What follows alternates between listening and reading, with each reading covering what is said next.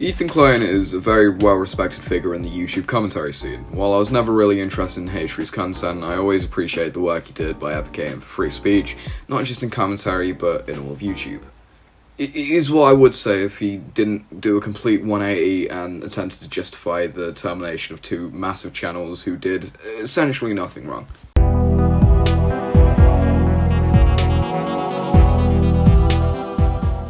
So essentially, Blowblack's tweeted, "Remember when Hatry called YouTube out on their bullshit?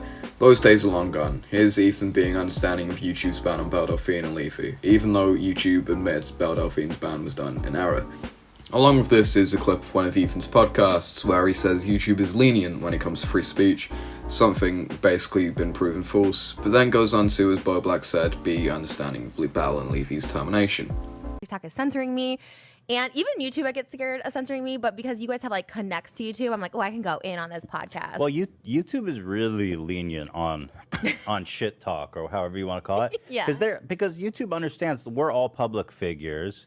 YouTube is very pro free speech. They really only step in if it's, like, way over the line. Like, with Leafy, he made, like, over 10 videos in the course of 2 weeks about one person, and they erased his channel. Who was it? Who was he talking about? This girl Pokimane. Oh, what random beef right there? Yeah, no, it was totally so random. But other than that, that's the only time I've ever seen them really step in. Belle Delphine just got deleted. I know. Crazy. Fucking pour one out for a homie. What? But that you have connects. Can't you help her? Or is it just like gone? Well, the thing with Belle is that I think she's beyond what I can help. Really? Wait, why? What'd she do? I don't even know. Well, her videos are, I don't think she should have been banned, but her videos are super suggestive. I mean, she was always pushing the line of oh, really? I'm surprised that they just banned her, though, and didn't give her any warnings or anything, because she's not a bad actor. She just shows some tits and ass, and we love that. She actually showed them? No. You fucking dolt! You ignorant fool! So, if you weren't listening, which, to be honest, I don't blame you, essentially Trish Paytas, someone who has been in, it's safe to say, a bit of controversy lately, say she's being censored by TikTok and YouTube, but that free speech is pushed a bit more by YouTube.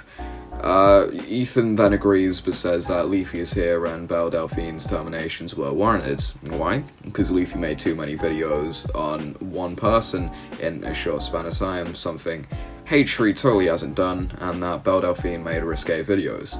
Now, I don't want to talk too much about the Belle Delphine termination, as people have already talked about it to death, but essentially, the most risque video she's done is just a parody of another video, the Goober music video by 6ix9ine, Goober being the peak of writing. Are you dumb, stupid, or dumb, huh?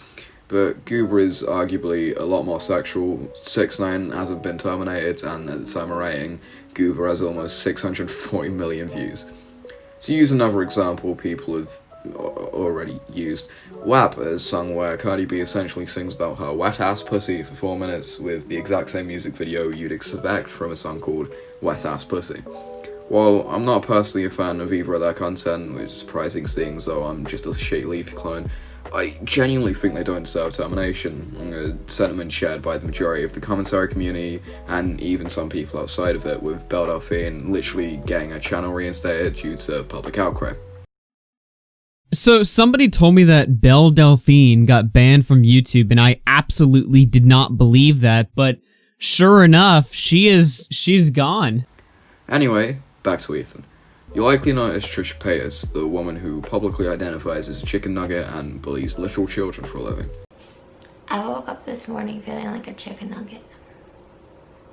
Ethan made a podcast with her after making a video literally calling her a whale with the creative title, Frenemies. Now, I've not seen this podcast because Trish Paytas genuinely fucking irritates me, but to be fair, with thumbnails like this, I doubt I'm missing out on much. But that's not all that's happening in the Hatry controversy world, and I don't even think I've seen people talk about this story yet, so for once I might have had an original idea. Women are in a nature setting, like, to be conquered. So in the subreddit r/internet drama, someone made a post called "Something is Happening with Hatry," and only female fans are addressing it.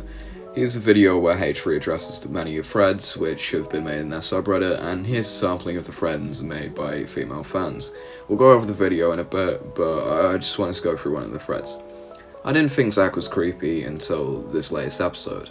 I love this podcast. I initially gave Zach the benefit of the doubt, but when he said, "I'm just thinking what we're all thinking," in response to criticism of him disrespecting women, that was when I started to agree with the opinions of him being a creep, because he's actually not joking when he makes these statements.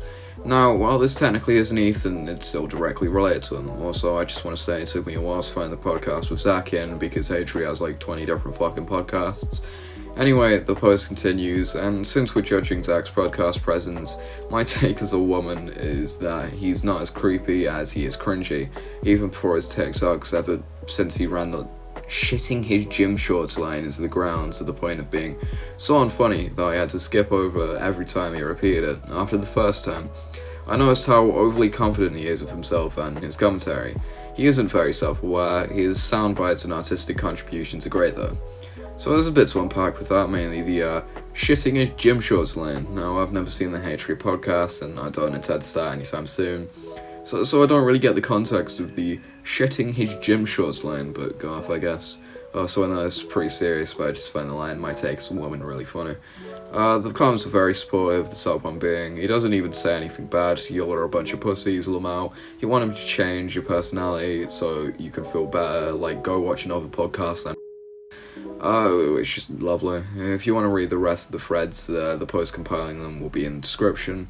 Anyway, the video links in the post called Reddit Mob Goes Over Zach, but if you really want to stop people thinking he's a bit of a wrong and using this picture in the thumbnail was, I assume, your call, Ethan, who, to be fair, pretty much just looks like a farm this entire video.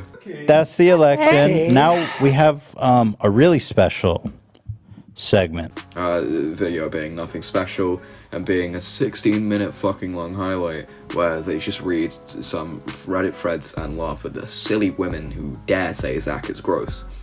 They also say Zach puts himself out there for the noble cause of making the Hatred podcast good.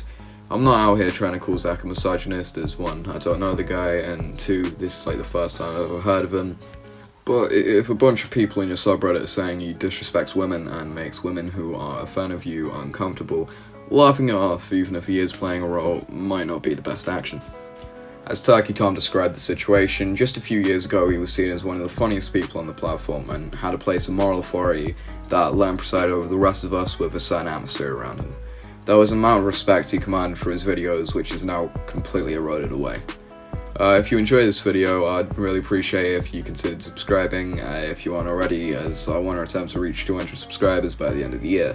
Follow me on Twitter and join my Discord if you want to. That being said, I'll see you next time.